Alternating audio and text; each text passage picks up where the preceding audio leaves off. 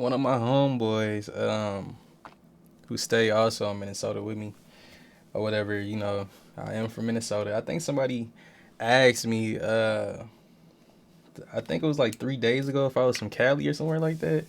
No, unfortunately, I'm not from Cali, family. I'm currently in Minnesota. So my boy sent me this video, man. Looks like we got some secret Somali gangs going on in Minnesota, bro.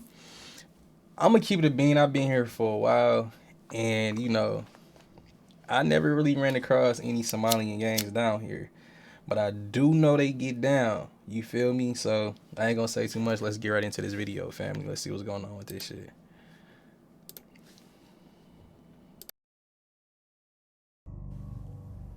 On March 30th, 2021, the owner of Arcade Auto Body Shop in St. Paul, Minnesota, was viciously gunned down inside his shop in broad daylight by an assailant who stood just a few feet away and fired round after round with a semi-automatic pistol until the gun was empty while the victim raised his hands in the air. When police investigated, there was no apparent reason why anyone would want to kill 36-year-old Mohammed Jama Samatar, a teacher and business owner who had worked at a local mosque and who was married with 2 daughters. But when they identified a suspect, 31-year-old Mohammed Mohamud Farah, the authorities discovered a motive that traced back 13 years. In his youth, Samatar had been linked to a Somali-American gang known as the Hot Boys, a group that reportedly originated as a band of singers before it turned to crime. In 2007, as a 22-year-old, he'd survived a shooting that put him into a coma, and a year later he was a person of interest in a homicide, but never charged. So it sounds like to me he had some dirt, you feel me, he was doing too, prior to his death. It's crazy. In 2009, Farah had told police that Samatar, quote, put a hit out on Farah's brother amid a gang conflict. Now, more than a decade later, Farah had gotten his revenge. Farah and Samatar had similar backgrounds. They'd both come to Minnesota from Somalia in their youth, fleeing violence and civil war. And yet in America they'd found themselves on opposite sides of a conflict that had nothing to do with their native country, but rather stemmed from gangs that originated in the Twin Cities. In the end, Farah received 27 years in prison. Quote, "You left my kids fatherless and took away their happiness," Samatar's wife told him the day he was sentenced. Samatar's murder is one of the latest homicides tied to a relatively small but notorious cropping of gangs in Minnesota that have slowly grown over the past 25 years. On the national stage, Minnesota is perhaps best known for producing some of the biggest recent police controversies in the nation, like the murders of George Floyd and Justine Damond, the killing of Philando Castile by a cop later acquitted of manslaughter and promptly fired, and most recently the killing of Dante Wright and subsequent manslaughter conviction of ex-officer Kim Potter. It's crazy because the Dante Wright situation happened around a corner from my house. Crazy. My condolences out to these families, man. Though the state is hardly known as a hotbed for gang activity, the FBI recognizes only around 24 different criminal street gangs in Minnesota, mostly well-known groups, infamous outlaw biker gangs such as the Hells Angels, or traditional street gangs like the Vice Lords or Gangster Disciples.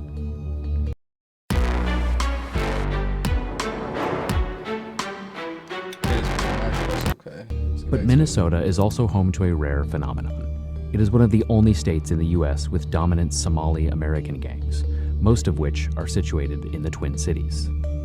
Some of them have aligned with the Bloods or the Crips. Some have successfully broken into the rap game, and a few are locked in violent rivalries that spanned decades and show no sign of stopping. This is their story. And the crazy thing about it is, you feel me, it's like, my nigga J-Mo. Shout out to my nigga J-Mo, man. He just called me in the middle of the motherfucking reaction. I'm gonna hit you right back, J-Mo. Alright.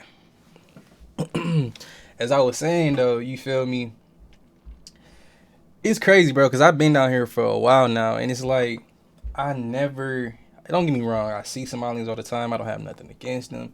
I remember I was telling my bro when I seen a video went viral of a rapper down here, and bro had like 500K views, bro. I'm talking about going crazy. I'm like, bro, see, that's what type of support we need on our side of the community, bro, because they do everything together. They all, if one win, they all finna win. You feel me? Or if they winning, they all finna bring their people with them. So it's crazy because I never heard of this shit, bro.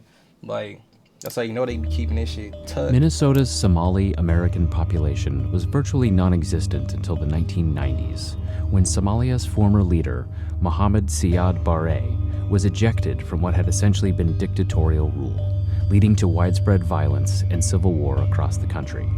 Massive amounts of starvation that affected adults and children alike, and ultimately displaced roughly 2 million civilians who became refugees. A few thousand who came to America initially settled in San Diego, California, but the Twin Cities soon became an unlikely destination for Somali refugees. They came here after word spread that good jobs were to be found, and that due to Minnesota's history of welcoming refugees dating back to World War II. But not everyone was so welcoming.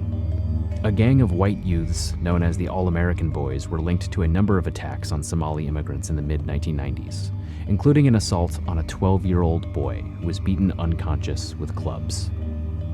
In the face of this violence, and caught between American society and parents who tended to be conservative Muslims, many second-generation Somali immigrants began banding together, and a fraction of them would go on to form gangs that exist to this day. According to numbers put forth by federal authorities, which aren't always accurate as they're often based on anecdotes from informants or arrest data that may paint an incomplete picture, the number of Somali American gang members is a tiny portion of the estimated 80 to 120,000 Somali American population in Minnesota, but which has grown over the years. In the 1990s, it was estimated that all the Somali American gangs in the Twin Cities comprised a few dozen people. By the early 2000s, that number had grown to about 200, and it is now estimated to be several hundred. Still, the gangs are considered a significant public safety threat. Here's the former Hennepin County Sheriff Rich Stanek testifying about them before Congress in 2012. Somali gangs are unique in that they are not necessarily based on the narcotics trade, as are other traditional gangs. Somali gang criminal activities are not based on a certain geographical area or turf. Recently, Somali gangs have committed a high volume of credit card skimming and credit card fraud and witness tampering and intimidation. In July of 2008, a gun store in Minnetonka, Minnesota was burglarized. The guns were taken by members of the Somali outlaws. They getting busy, bro. And it's crazy because I never run into any of them. So you know they moving low key as hell.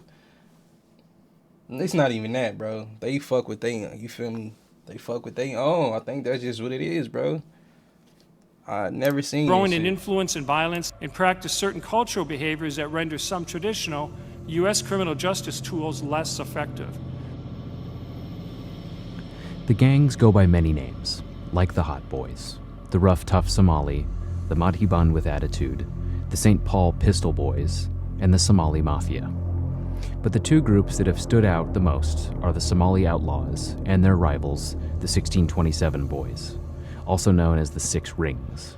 The Somali Outlaws generally hail from a part of Minnesota around the nation's first Somali shopping center, known as the Carmel Mall, while 1627 stems from the Cedar Riverside area.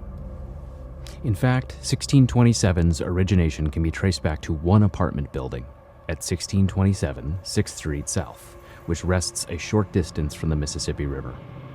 The rivalry between the two gangs has been blamed for dozens of shootings, including strings of murders and attempted murders, some of which occurred within hours of one another. Only a small handful have been solved and successfully prosecuted, but many more appear to be related. One such sequence of shootings between 1627 and the Somali Outlaws occurred throughout 2019, and included the murder of a 17-year-old boy who did not appear to be the intended target of his killers. On February 10, 2019, at around 2:45 a.m., Minneapolis police were called to Franklin Avenue West and Hennepin Avenue South, where a red Chrysler minivan had been riddled with bullets, apparently from a 9mm pistol. There were 3 people inside the Chrysler, one of whom said the shooter pulled up in a maroon sedan and said, "I think it's them," before he opened fire. The victims were targeted by Somali outlaws because of their association with the 1627 Boys. Police didn't catch the shooter until he'd shot and paralyzed another man, less than 2 weeks later.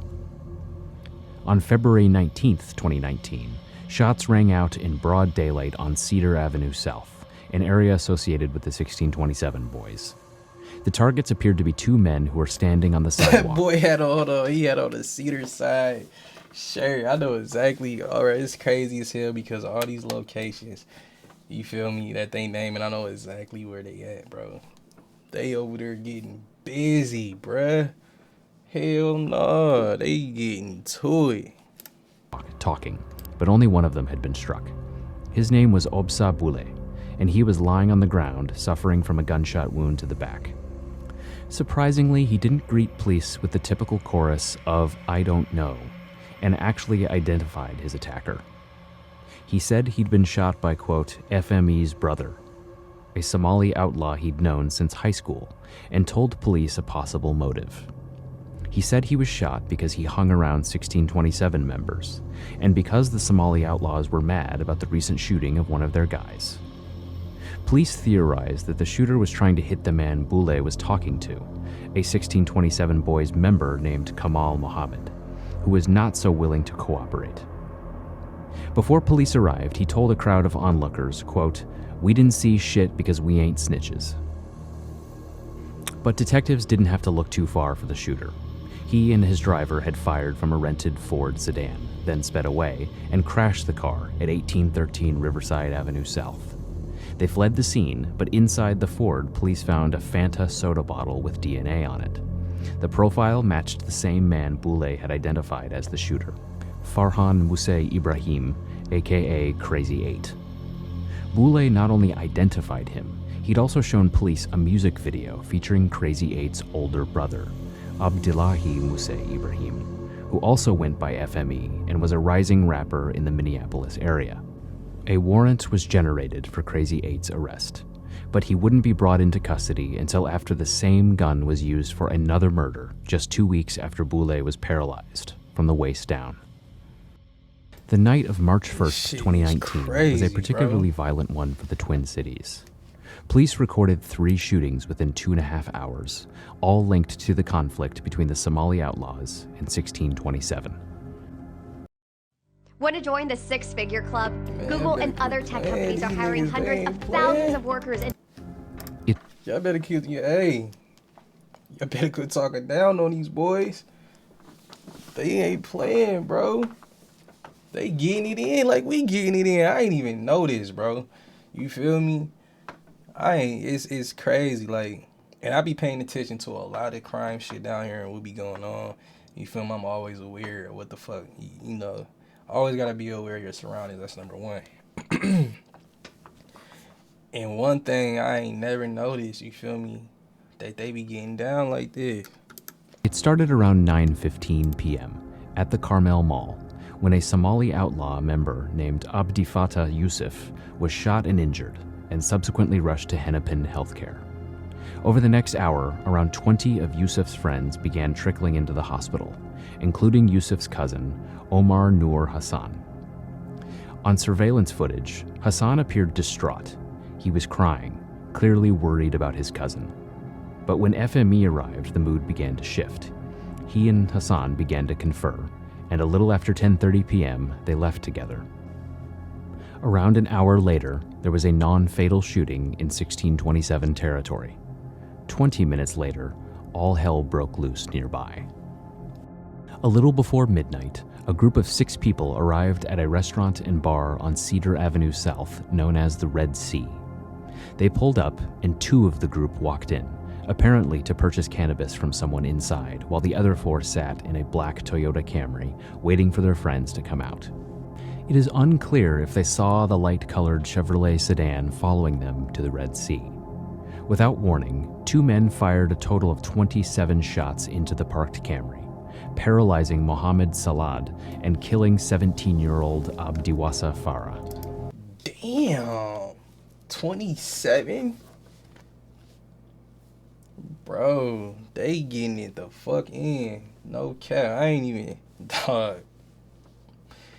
And that just lets me know that the news be keeping some of this shit underneath the table, bruh. They pick and choose what they want to report, and they pick and choose what they want to bring to light. You feel me? Because I ain't hear about none of this. A third man, Joshua Poplawski, suffered a relatively minor gunshot wound and walked himself to the hospital. Incredibly, it turned out that Kamal Mohammed, the same man believed to be the intended target in the Obsabule shooting, was driving the Camry and had gone into Red Sea, once again escaping injury. When he was taken to the police precinct, he asked an officer if he could call his grandma, but instead he called Obsabule, and the two had a brief conversation police couldn't understand because they spoke in Somali. Once again, Kamal wasn't cooperative, but while police were trying to get information from him, the lead investigator, Sergeant Molly Fisher, discovered the shooting was caught on camera.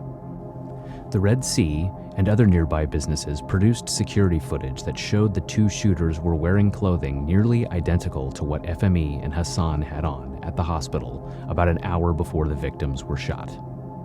And when police conducted ballistics analysis, one of the guns was linked to the February 19th shooting, which Crazy 8 had already been identified as a suspect in. Now, FME and Hassan were wanted for murder. Hassan fled to Kenya within days of the shooting, but was arrested by U.S. Marshals and extradited back to the U.S. FME turned up in Texas, and when he was arrested, another rapper with ties to the Somali outlaws, Kamaldeen Mohammed Muse, aka K Pizzle, was with him. Crazy 8 was also arrested out of state in Massachusetts. FME would eventually plead to a second-degree murder charge and receive 27 years and 6 months in prison. Crazy 8 also pled out, for a combined total of 10 years in both shooting cases. Here is Minneapolis officer Christopher Daubel, fist-bumping a fellow officer who had just fired rubber bullets at protesters after the George Floyd murder. Daubel is considered by Minneapolis... Oh yeah, that's another thing, bro. They was getting it in with them rubber bullets down here. Them police? Wait. You don't know about the George Floyd protests, man, that happened down here. Do y'all research, bro. And this was one of the things that was going on. They was letting them bitches fly like real bullets. Them rubber bullets damn near feel like a real one. Minneapolis police to be one of the city's best experts on the Somali outlaws and the 1627 boys. And he's the one who identified K Pizzle as the, quote, main rapper of the Somali outlaws.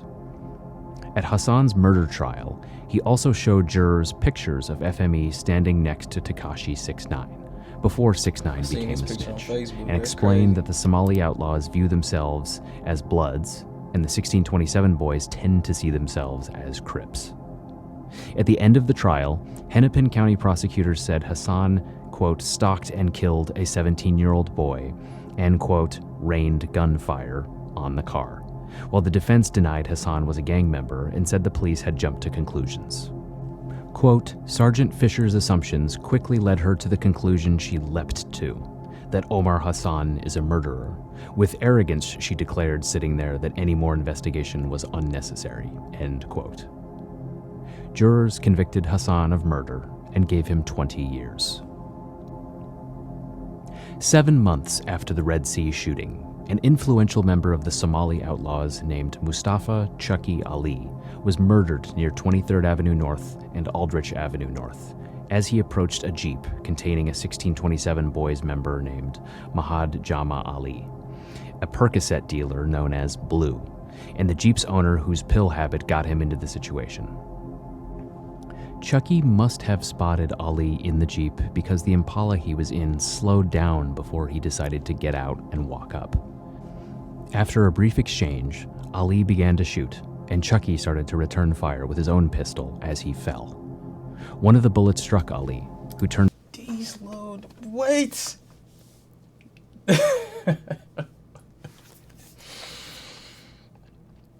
Dog. These little niggas is really on some shit. They on that timing, bruh. Hell nah. It real shootout. He opened fire. He said, fuck it, I'm finna let mine off where I'm falling too. That's just crazy, bro. The news ain't reporting this down here for real. You feel me? I see Carolina, they got this one. They probably reported this one. I see Care 11 logo right there, you feel me? Turned So up at a hospital for treatment later that day. Chucky's two companions tried to rush him to a hospital, but were intercepted by police, who stopped the Impala and discovered that Chucky was dead from a gunshot wound inside. Though Ali eventually took a plea deal, he refused to admit any connection to 1627 and wrote on his plea form, quote, "This is not for the benefit of a gang." Before he died, Chucky allegedly told those around him, quote, How this dude doing this video getting his paperwork like this, bro? It give me Fed vibes a little bit. "Ops got me," referring to rivals. Here are 5 things you need to know to start your day. Give me Fed vibes a little bit, family. I ain't gonna lie to you. How you feel me? Getting all this information. But the most well-known incident involving the Somali outlaws is an infamous human trafficking case filed in federal court in Tennessee in 2010. Prosecutors claimed that a group of Somali outlaws and Somali mafia members, along with numerous co-defendants who weren't gang members, had teamed up to traffic children, including a 12-year-old girl who federal judges actually described in a public court record as, quote, "beautiful and buxom," and known by the nickname Double D. The feds claimed that the girl had been forced into prostitution and had been sexually abused by the defendants whenever they felt like it. After serious credibility issues involving a second alleged victim came up during trial, just 3 out of the 9 defendants received partial convictions while the other 6 were acquitted. But the case fell apart even more after that, when federal judges and an appeals court ripped through the lead investigator, Minneapolis officer Heather Waker, stating that she, quote, "exaggerated or fabricated," end quote, important elements of the story and had flat out lied to a grand jury. The 6th District Appeals Court concluded, quote, "In short, this looks less like an organized venture than a crime of opportunity, involving these criminally ambitious young men and this gullible, or more likely reckless and rebellious, young woman." And local media in the aftermath questioned whether Waker should remain employed as a law enforcement officer. Ironically, while this case basically turned out to be a complete distortion, it stunned the nation and generated coast-to-coast media coverage, while the very real problem of violent rivalries between these gangs receives very little attention outside of the Minneapolis-St. Paul area. In fact, the biggest efforts to curb these gangs are coming from within the Somali community in the Twin Cities itself, which frequently holds summits and other organized efforts to mediate conflicts and turn youngsters away from joining gangs. Despite the... We're gonna stop it right there. My whole thing is, you feel me? I ain't know that these little niggas was getting busy like that up here, you feel me? I don't know if they wasn't trying to put some light on that side, you feel me? Because you really only hear about, you know, you hear, of course, you hear about St. Paul shootings, you hear about North Side shootings, you hear about South Side shootings, but it's like, it would be very few Somali shootings that I would hear about, bro, which was weird. And the whole time, they is real gangs down here. These little niggas, they getting it in how we getting it in, you feel me, which is crazy.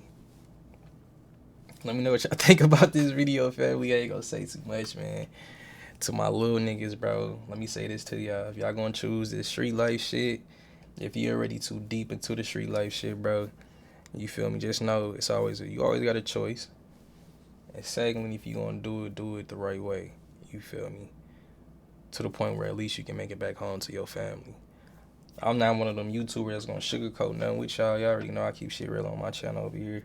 You feel me? I'm not gonna be the one to tell you not to go get in the streets, not to go do this and that, not to go do, you feel me? Because in the day, you ain't your own person. Some of y'all be old enough that watch my videos to know what y'all doing. So I ain't gonna say too much, man. Let me know what y'all think. Once again, make sure I hit that sub, bro. We is on the road to 10K subscribers. I'm gonna say it every video. I'm sorry, y'all. Y'all going, until we hit that 10K, bro, then we going after that 20K. You feel me? On the road to the 10K. I think we had like 8.5, so let's go ahead and keep running it up. I do appreciate y'all. I appreciate the new ones that's coming to the channel. Welcome to the family. Let me know if y'all want me to start going live, doing these reactions. I think I'm finna start going live way more, start getting on the live stream, grind with y'all, I don't know. So I'm out, man. Peace and love, my boy DJ. Y'all be safe. I'm out of here.